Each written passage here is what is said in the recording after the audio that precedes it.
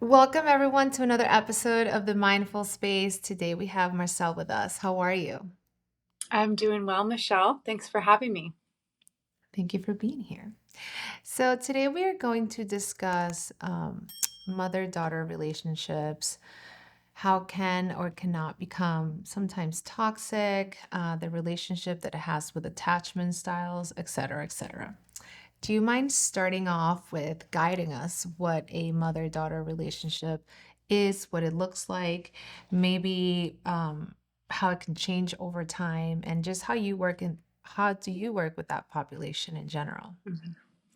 Yeah, absolutely. So I'll just share a little bit about the context that I work in terms of the mother daughter relationship. And it's a very particular relationship. And like all relationships, they're very dynamic and extremely complex. So the foundational part that I work with is what's called the mother wound, which really talks about the sociocultural circumstances that's rooted in the patriarchal systems that we live in, and it also looks at the identification with our personality.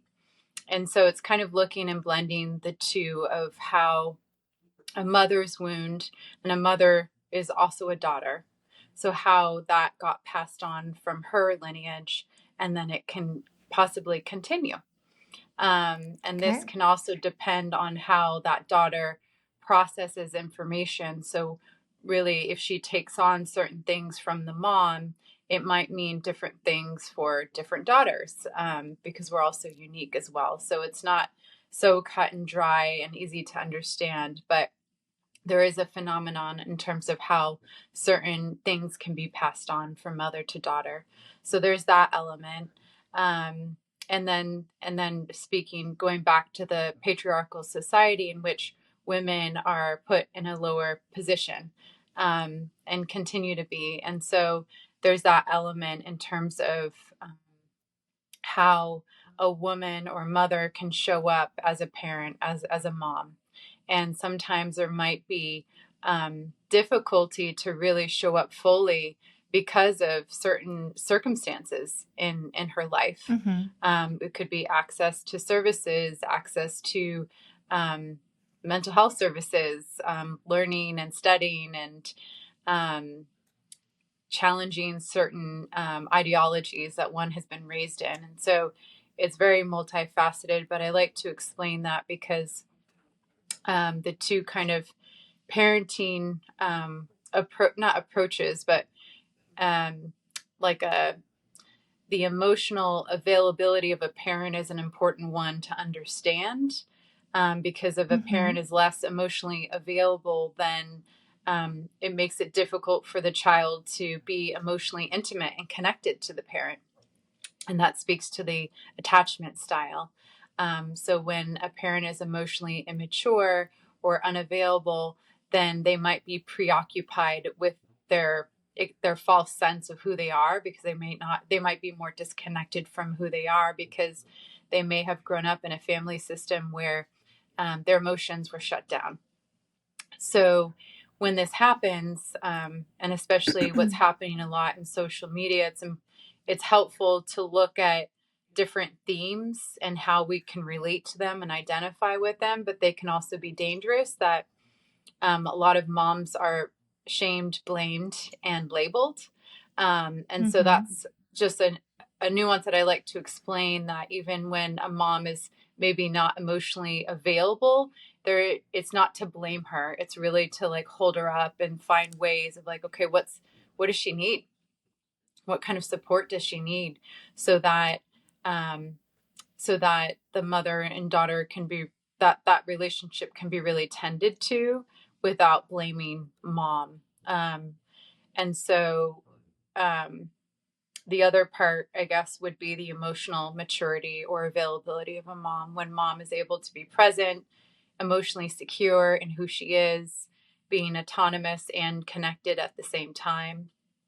Um, and so that's really looking at, and I guess a good question with that is like, what is mom's capacity given these Mm-hmm. sociocultural factors when parenting? And so then now we're into these life changes in terms of how can relationships change over time, and they can change over time based on a variety of different factors, but one is the life cycle. So it's looking at different ages that one develops and different stressors in the family. So, for instance, when a young girl is going to go to preschool or kindergarten, and if there's a family stressor that's happening at the same time, so the daughter has to then deal with a transition of missing mom or dad or parents, whoever they are, and dealing with that family life stressor. So, if there's been a death in the family or something happened to mom. So, all these things can kind of change the dynamic between mom and daughter. And if the mom has a difficult time understanding the child and the difficulty of transitions, then that can be a challenging part in that dynamic. Yeah, there's so many different parts. Mhm. Like, there's so many different things to consider,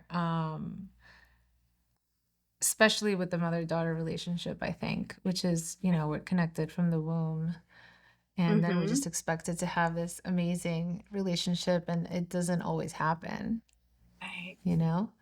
When right. we talk about early childhood experiences, how can how can that an experience when you're young affect the mother-daughter dynamic? Mhm. Yeah. So one of the things that I support women in is mapping out early childhood experiences, because oftentimes the presenting challenge or issue that they're coming to um, coaching for might actually be rooted from something much younger or earlier. So it's Mhm. really important to look at that there might be these early ruptures, and usually and this is just a theme, so it's not always present, but it can often be where daughter didn't feel seen or heard, understood, and mom maybe didn't have that emotional availability at that particular time to really understand where the daughter was coming from, or just didn't have capacity to be there in that moment for whatever reason. Maybe she was going through a hard time and didn't have the support that she needed. And so that's where um, I think early childhood experiences can change the health of the relationship. And the neat thing, I guess, and the why I do the work that I do, is that there's always opportunity to repair what's broken. So if there's been a rupture in the relationship, there's, even if it was 10 years ago or 20 years ago or Mhm. 30 years ago, it doesn't matter. Like, we can actually go back in time and find the right conditions to repair any conflict or difficulty that the mom and daughter had in the past. That's so interesting that you're able to go back in time, kind of, for Yeah. lack of a better sentence. Hmm. Yeah, that you can address things that happened in the past in order to heal and move forward towards the future. Now, Hmm. I want to touch a little bit on communication styles.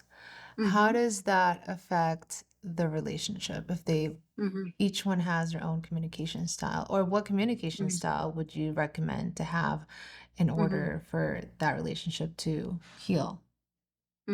Yeah. I mean, definitely having direct um, communication that honors and respects one another and is honest, so that there can be a sense of openness is really important.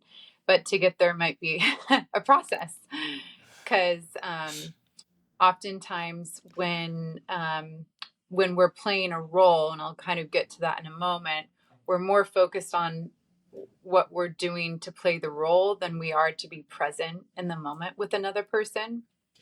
And it's that Mhm. presence, when we have that presence and that ability to drop into our own body sensations, breathing, grounding, regulating.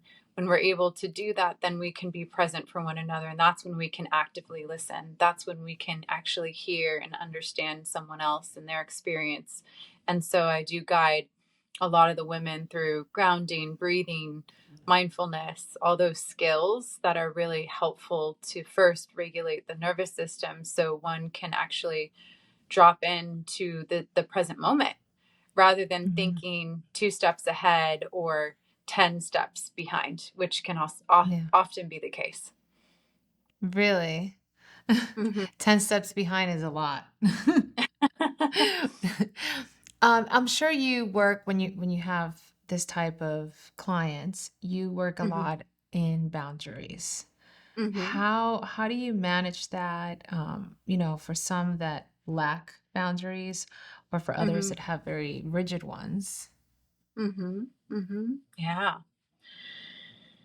So, one of the kind of archetypes of women that I work with, and I know we're going to kind of cover this in a bit, but is the please and appease cycle or Mhm. pattern role. And so, with communication, um, or sorry, with boundaries, what that can mean is that the boundaries might be more permeable, meaning that there aren't a lot of boundaries. There's not a sense of, oh, this is yours and this is mine. So there isn't that separation sometimes. And of course it's on a spectrum. So it might be then challenging to have these boundaries. So the way I work is really to assess to see what the individual's boundaries are. What are mom's boundaries? What are daughter's boundaries? Um, what is it like to have someone in your space? What do you do? Do you kind of shut down or are you open?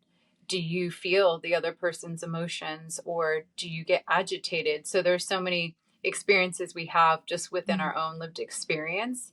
And so being able to understand that is really helpful.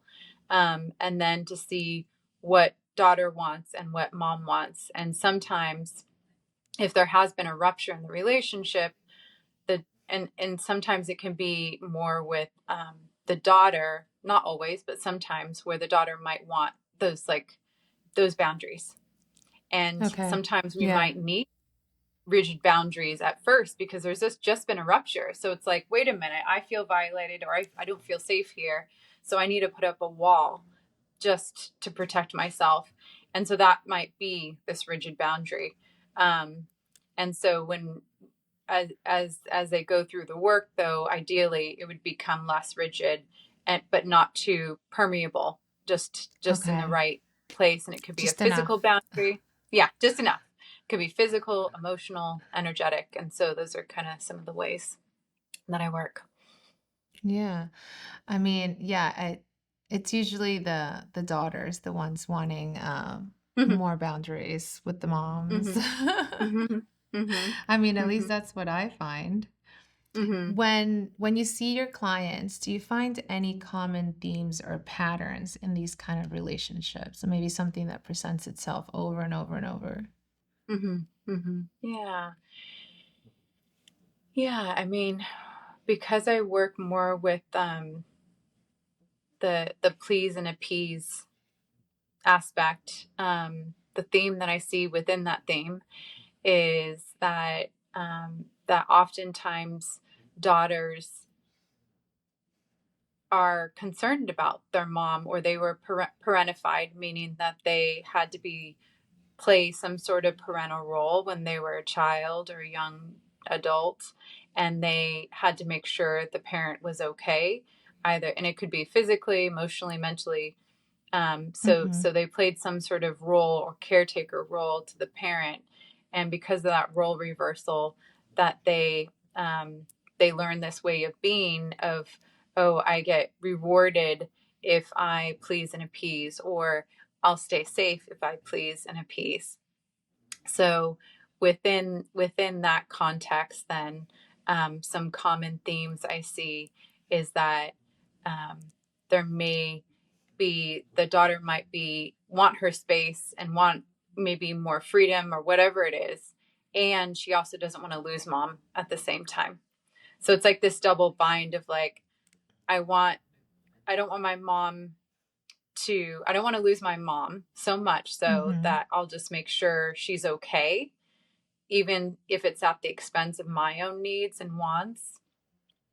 Okay. And and I also don't want to do that because I know that I want to be my own person. So oftentimes daughters can be in kind of like a stuck position, because they Yes. want this so badly, but they don't want to disappoint mom or hurt her at the same time. So then they don't say anything and usually don't voice their concerns or are fearful that they will because it might disrupt the dynamic. Okay.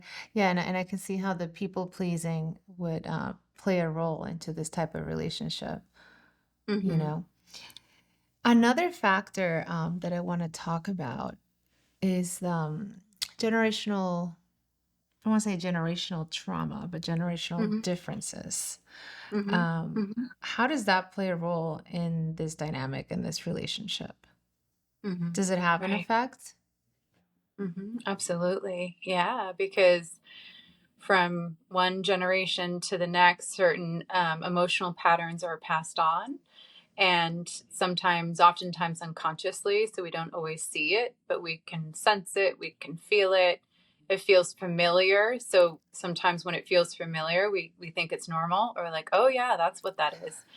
And so, yes, oftentimes there are different generational patterns, um, where, for instance, this is a general theme that I've noticed is if, like, a, a parent was physically abused and they were punished and criticized, and then they Mm-hmm. had children and they didn't want to repeat that pattern, so they maybe compensated and didn't have enough boundaries with the child because they're like, well, Okay. I can't do what my parents did to me, so I'm gonna, um, just have them do whatever they want to do. But maybe that has, so they might do the opposite or they might do something similar.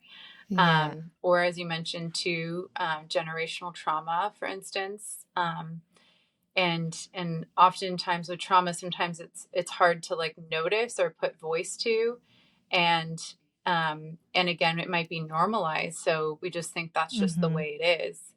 And I think that's where it can get sticky is, a mother can sometimes just believe, well, that's just the way it is, and so it's, to challenge that would mean acknowledging the pain and feeling the pain and whatever else is connected to that, if that's shame or grief. And so sometimes Yeah. it's easier to kind of gloss over it, and so that's when it can be maybe challenging to work with at times. Yeah. And I mean, when we talk about trauma in relationships, I'm sure that boundary work can be hard. Mm-hmm. Triggers, all of that. Mm-hmm. When we talk about triggers Mm-hmm. and stressors, Mm-hmm. particularly to the mother-daughter relationship, Mm-hmm. what could be what are the most common sources of tension? I mean, I know triggers can happen at any Mm-hmm. time, but what do you see Mm-hmm. in your practice the most? Mm-hmm. Yeah. Yeah. Triggers are, um, I mean, we all get triggered. It would be kind of hard. That's just a part of the human experience. And Mm-hmm. so, um, I think at times, one is like the way I work with triggers, like a lot of clinicians, is to help the person regulate their nervous system, because it's in the nervous system, the body, that it's felt. And so when we do practice some grounding exercises, breathing, mindfulness, meditation, those sort of things can help us with the actual reaction in our system.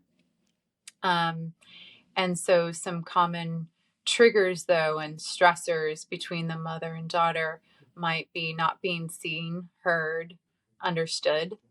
Um, those would be the more common ones, not feeling listened to or validated. And so, there could be this pressure of, why are you the way you are, versus let me understand how you are and understand what that was like for you. And so I've seen how maybe there's judgment or criticism because there isn't that understanding of like, wow, that was a really hard experience that you went through. And Yes. when we can really break it down and look at the magnitude of the actual experience, then oftentimes mothers and daughters can start to create some empathy for one another and understand the experience a little bit Yeah, and the empathy is such a key word here because more. it's hard, especially if you're in conflict with it within that relationship, to get empathy, right? To go past that, I forgive Mm-hmm. you. I'm going to listen Mm-hmm. with empathy. Mm-hmm. Mm-hmm. Do you Mm-hmm. find it hard for clients to go, cross that bridge?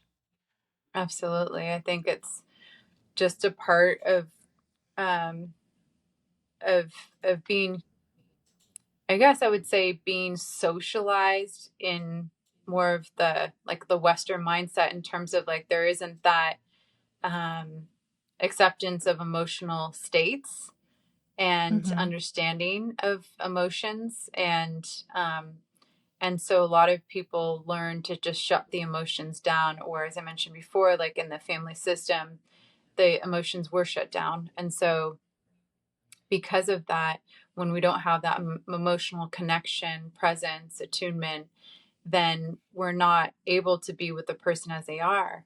And so it's hard to really understand and build empathy when we're playing a role, or when we're in a state of trauma, or when we're in the fight or flight, we're in this hyper vigilant state, and not able to kind of slow things down and understand one another. Yeah. No, that makes complete sense. Well, we've discussed boundaries, generational differences, triggers, and stressors. I want to touch upon self-worth. Mhm. How do mothers influence their daughter's sense of identity and self-worth, and vice versa from your perspective as a therapist? Yeah, such a great question. So we have mirror neurons, just like a mirror. You look at the mirror and you can see your reflection. And inside of us, we have those so that we internalize the external environment, and we can take in mom. And some people, we all have different processing abilities. So some people process things in a very internal way, some people process it in more of an external way. So there are always variations, but regardless, we take in mom. So if mom has low self-worth, um, we learn through modeling. So how is mom, well, we learn how mom is treating us. So is Mm-hmm. she attuning, being present? Is she reflecting back who we are versus what we're doing? um, and is mom treating herself in a way that makes her feel good? And if she isn't, then that could be internalized. Or if she is, that could be internalized. So it could do both. And again, like there's so many different variations within that. But regardless, that sense of being secure, that sense of I can do this, I know who I am, and that part is yeah, really essential in that Yeah. it can be reflected in that in those ways. When we speak about mother-daughter relationship, I know Hmm. there's sometimes maybe a lot of codependency. Can you Hmm. explain what that is briefly and then go into maybe Hmm. providing some examples of some of the clients you've seen, some of the cases? So codependency is essentially when someone is going to make sure the other person is okay emotionally, physically, whatever it is, and putting their needs before theirs.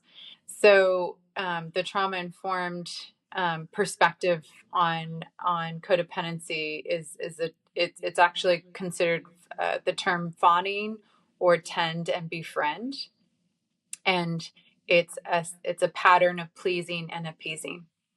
And the difference between a trauma response like fight and flight, where the person's becomes more hypervigilant, the heartbeat increases, and the person is scanning, making sure things are safe. Um, with the please and appease trauma response, the person might not be in a hypervigilant state. Sometimes they might, but sometimes they might not. And so that's what makes it unique, in that you can't always detect it. So the person might not even recognize that they're doing it, and that it can be difficult to notice sometimes. And in that way, it becomes more of a safety measure of like, I have to make sure that I'm safe or safer by pleasing and appeasing. And so I think it's an important just understanding of codependency, or pleasing and appeasing in this way. And so um, a lot of the women I work with have learned these mechanisms, whether they're safety mechanisms or ways to get feedback from people of like, I am okay, or I am lovable, or I'm not going to be rejected, or I'm not going to be unsafe, by pleasing and appeasing.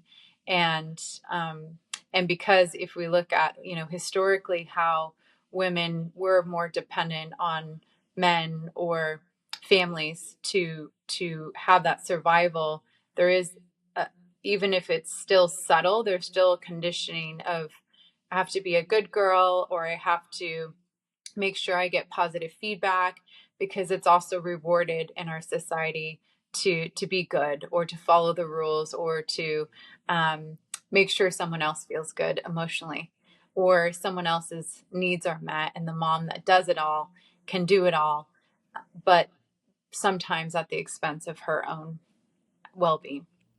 Okay. Yeah, I mean, codependency can be very complicated. It's not just a mother-daughter relationship. I feel like Hmm. codependency could be built in all types of relationships. So it's important to understand the concept. Hmm. Can you share a success story of yours? Maybe a Hmm. client, or I guess it would be Hmm. two clients Hmm. that came Hmm. in to resolve the mother and daughter Hmm. relationship and Hmm. how you helped them. Hmm. Absolutely.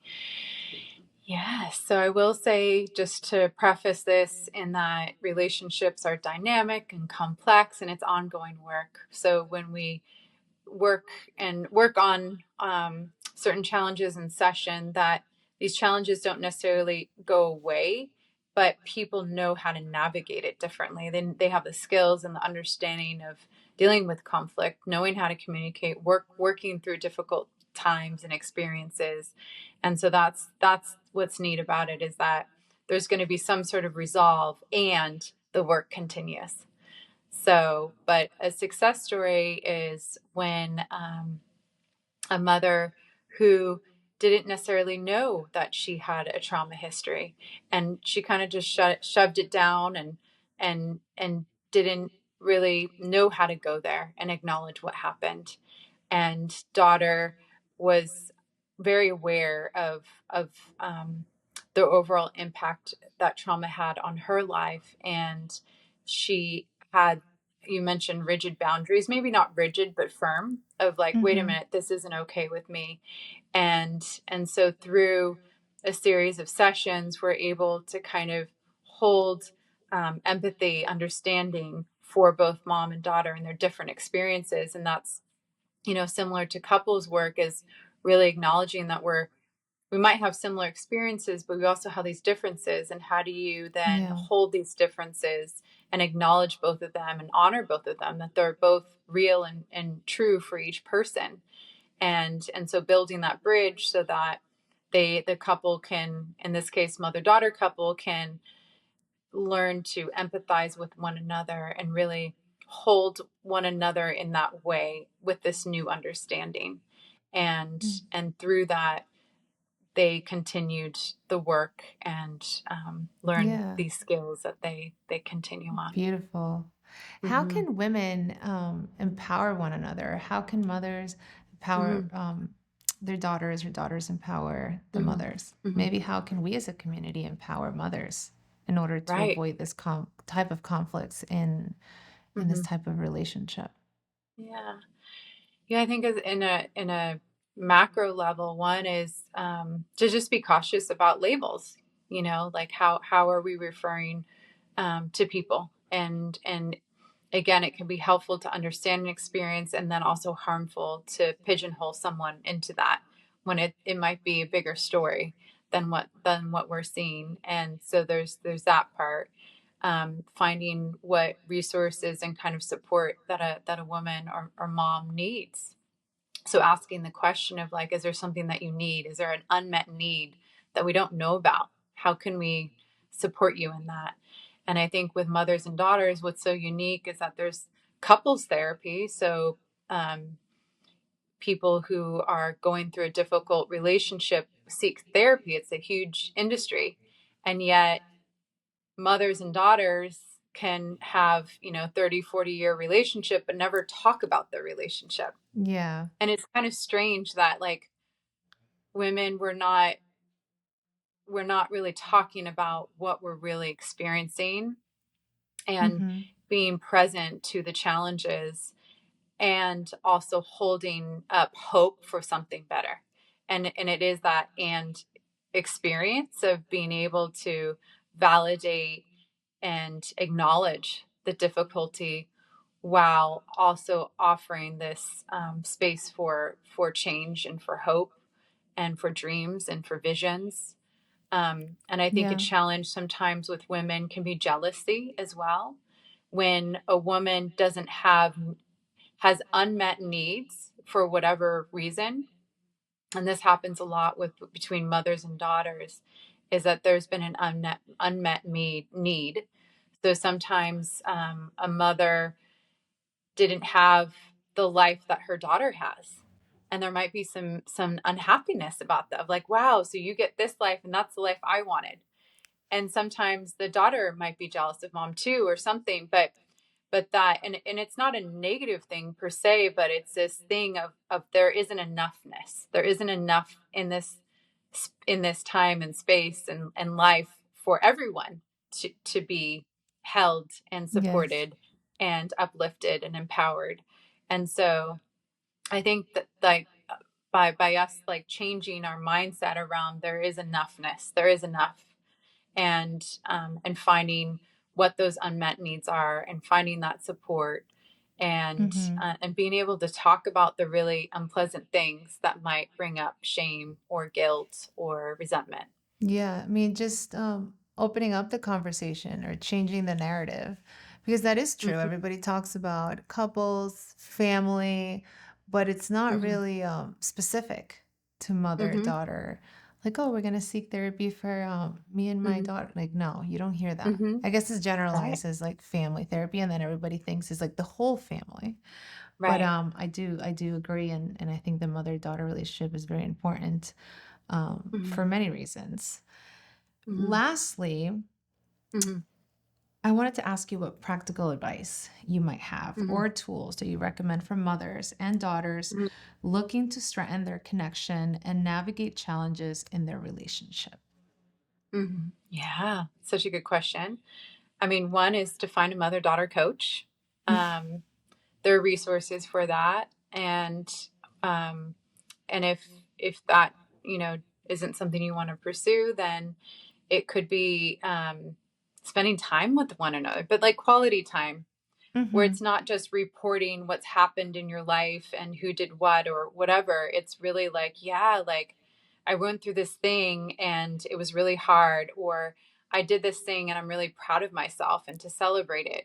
So like being able to have these experiences that might be uplifting, but then there's like support for challenging times too. And there are workbooks as well, podcasts. The art of validation is one that I really, in terms of communication and going back to Okay. that, is that validation is so foundational and fundamental in this work, because oftentimes we don't feel seen or met in a relationship because someone isn't understanding our experience and there isn't that empathy. And so when we start to like validate our own experience, so it might sound like, yeah, I'm really frustrated right now because my stomach hurts and I'm uncomfortable. So just being able to just say these things to ourselves is really Yeah. important. And then being able to practice with one another of like, you look really frustrated right now. And I wonder what's happening for you right now. And so one tool that I really recommend is emotion focused coaching. And there's a specific template that you follow, but that is validating the experience and saying three becauses. It looks like you're really frustrated because you didn't get a lot of sleep at nighttime, so you're really tired. Um, I didn't communicate the way I wanted to with you, and I was really, really short. And your brother yelled at you. So when I can say those things, it's like, oh, yeah, I do feel understood and seen.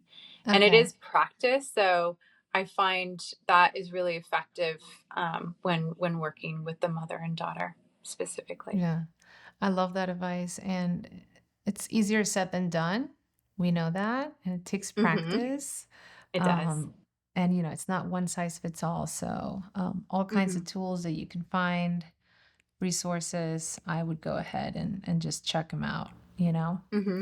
Hmm. Well, I love today's conversation. I wish we could Likewise. continue to talk this for hours. I think we covered the Hmm. basics. If you're Hmm. interested in finding out more information, you can go ahead and get in contact with Marcelle. But thank you for coming here today and speaking on this topic that I believe it's not really targeted ever, Hmm. or at Hmm. least not like other mental health disorders or Hmm. relationships. So thanks. Hmm. Hmm. You're welcome. Thanks so much for having me. And I really enjoyed this, Michelle. Yes. All right. Thank Hmm. you everyone for watching or listening. If you have anything to say, if you want to share your experience with us, please leave us a comment. Don't forget to like and subscribe. I'll see you guys next week.